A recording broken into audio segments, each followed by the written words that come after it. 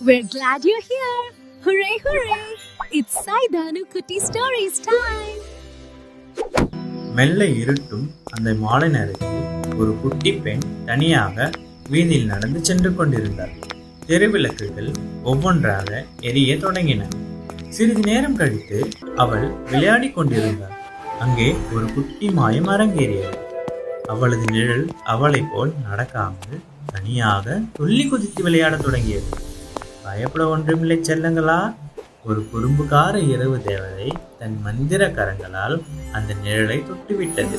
இப்போது அந்த தேவதை என்னோடு வா என்று அவளை அழைத்தது. தன் சுற்றி நிழலின் பின்னால் அவளும் ஓடிச் சென்றாள். அது அவளை அருகில் இருந்த ஒரு திருவிழா மேடையின் அடியில் கூட்டிச் சென்று அங்கே ஒரு சின்னஞ்சிறு குட்டி நாய் பயந்து போய் ஒளிந்திருந்தது. அதை அவள் அன்போடு கைகளில் அள்ளிய போது அவளது நிழலும் மகிழ்ச்சியில் கைத்தட்டி ஆடியது.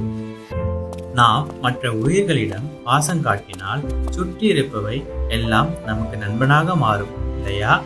மீண்டும் அடுத்த ஒரு அழகான கதையோடு உங்களை வந்து பார்க்கிறேன். Thanks for watching Saidanu Kutti Stories. See you soon. Bye.